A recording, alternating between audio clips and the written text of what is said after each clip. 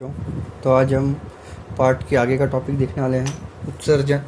तो उत्सर्जन की क्रिया आप जानते ही हो कि हमारे शरीर में जैसे अनेक अवांछित घातक पदार्थ जमा होते रहते हैं, जैसे urea, uric ammonia, uric acid, ammonia, ऐसे बहुत सारे। ये हमारे शरीर में ऐसे पदार्थ हैं जिनका हमारे शरीर में कोई उपयोग नहीं है, ये अनुपयोगी पदार्थ है, तो इनका शरीर से बाहर निकल जाना ही अच्छा होता है। अगर ये पदार्थ शरीर में संचित रह गए तो विभिन्न प्रकार की बीमारियां फैलाते हैं और जिससे हमें गंभीर हानि पहुंच सकती है, और कभी कभी इसका तुरंत उपचार न करने पर हमारी मृत्यु भी हो सकती है। इस प्रक्रिया के लिए सजीव में अलग अलग पद्धति होती है। अपशिष्ट घातक पदार्थों को शरीर से बाहर निकालने के लिए की प्रक्रिया जो होती है उसे उत्सर्जन प्रक्रिया कहते हैं। तो आप अंडरलाइन कर लीजिए, देखिए यहाँ पे लिखा है,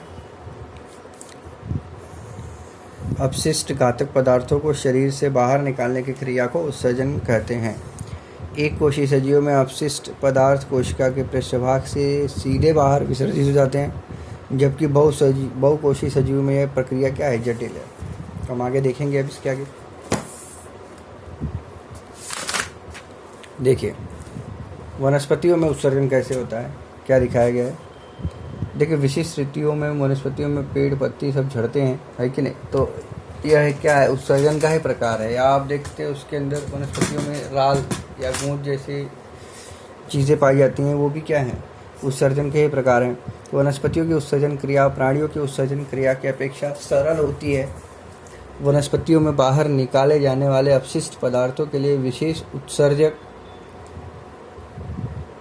संस्थान नहीं होते, मतलब कोई अलग अंग नहीं होता। विसरण की क्रिया द्वारा गैसीय पदार्थ बाहर निकाले जाते हैं। वनस्पतियों में बहुत से बाहर फेंके जाने वाले पदार्थ उनकी पत्तियों की रिक्तिका, फूल, फल व तने की छालों में संग्रहित होते हैं। कुछ समय बाद ये अवयव क्या होते हैं, झड़ जाते हैं। अन्य व्यर्थ पदार्थ राल व गोंद के रूप में जीर्ण जलवाहिनियों द्वारा संग्रहित किए जाते हैं। देखिए यहाँ पे आकृति दिखाई भी है उसने, ओके, इस तरीके से जैसे। आगे देखते हैं, कुछ विशिष्ट वनस्पतियों में अपशिष्ट द्रव्य कैल्शियम ऑक्सलेट के स्फटिक के रूप में पाए जाते हैं। उन्हें क्या कहते हैं, रेफाइट्स कहा जाता है। ये सुई के आकार के होने के कारण त्वचा पर चुभती हैं और हमें क्या होती है, खुजली होती है। वनस्पतियों के कुछ अपशिष्ट पदार्थ मानव के लिए काफ़ी उपयोगी हैं, जैसे उदाहरण के लिए रबड़, गोंद या रॉल हम कह सकते हैं। अब आगे देखते हैं, मानव में होने वाला उत्सर्जन। यह प्रक्रिया क्या है, बहुत ही जटिल है, इसमें अंगों का समावेश होता है। तो हम देखते हैं, मानव शरीर में विविध क्रिया को संपन्न करने के लिए अलग अलग इंद्रिय स्थान कार्यरत होते हैं, जैसे भोजन के लिए पाचन संस्थान, श्वासोच्छ्वास के लिए श्वसन संस्थान इत्यादि। हमारे शरीर में भोजन का पाचन व उससे ऊर्जा निर्मित होती है। उस समय शरीर में विविध अपशिष्ट पदार्थ भी क्या होते हैं, निर्मित होते हैं।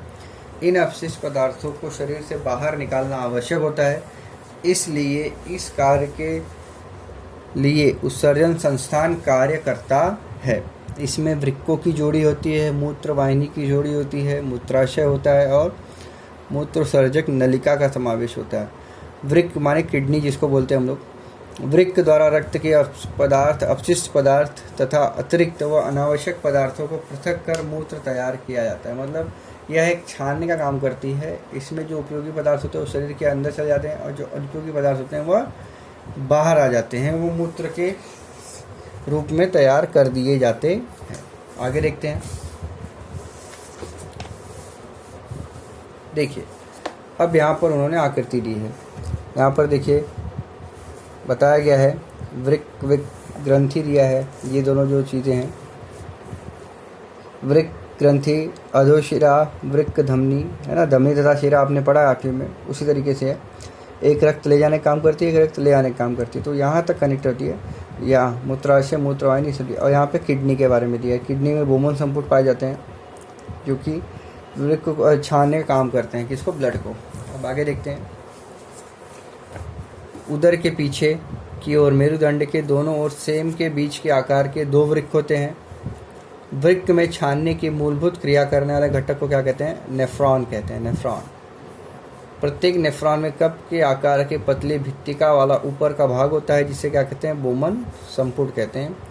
उसमें उपस्थित रक्त कोशिकाओं की जाली को क्या कहते हैं, ग्लोमेरुलस कहते हैं।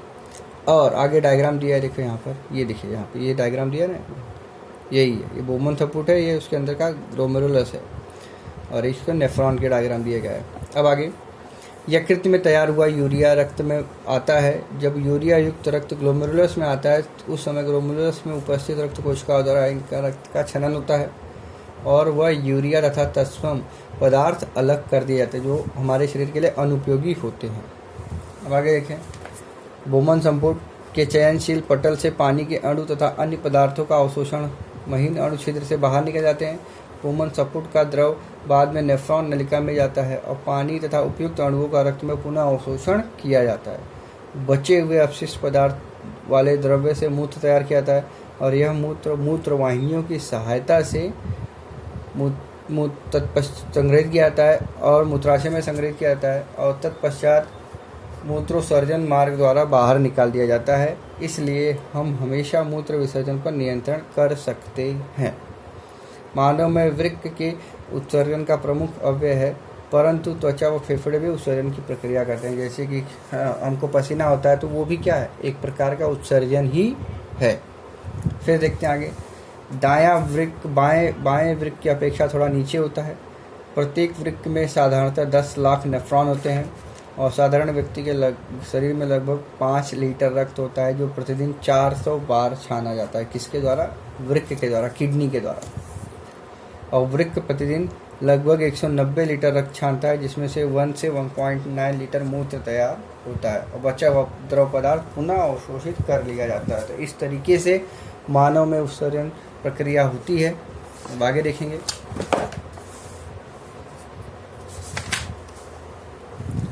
अब देखिए रक्त अपोहन, डायलिसिस आपने सुना होगा कि रक्त को छानने का काम, जब किडनी फेल हो जाती है तो इस यंत्र का उपयोग किया जाता है।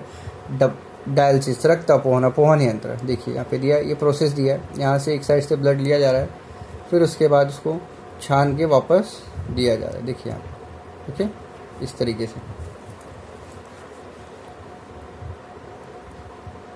अपोहन की तरफ रक्त का प्रवाह यहाँ से देखिए, फिर यहाँ पे सब उपयोग करके क्षनित होके ये वापस आ रहा है। संसर्ग या कम अनुपात में रक्त की पूर्ति होने पर वृक्क की कार्य क्षमता कम हो जाती है, जिसके कारण विषैले पदार्थों का शरीर में अधिक समय तक संचय होता है, जिससे मृत्यु भी हो सकती है। वृक्क के निष्क्रिय होने पर कृत्रिम उपकरण का उपयोग कर रक्त नाइट्रोजन युक्त पदार्थ को अलग किया जाता है। रक्त से नाइट्रोजन युक्त पदार्थ बाहर निकालने के लिए कृत्रिम यंत्र का उपयोग किया जाता है। इस क्रिया को अपोहन कहते हैं। एक बार में इस उपकरण में 500 मिलीलीटर रक्त भेजा जा सकता है और शुद्ध किया हुआ रक्त पुनः रोगी के शरीर में भेज दिया जाता है। तो इस तरीके से ये प्रक्रिया होती है। आगे हम नेक्स्ट देखेंगे समन्वय। समन्वय मतलब क्या होता है? बैलेंस करना, किसी भी चीज़ में तालमेल बिठाना। तो वो हम आगे के पीरियड में देखेंगे। आज इतना ही करेंगे। धन्यवाद।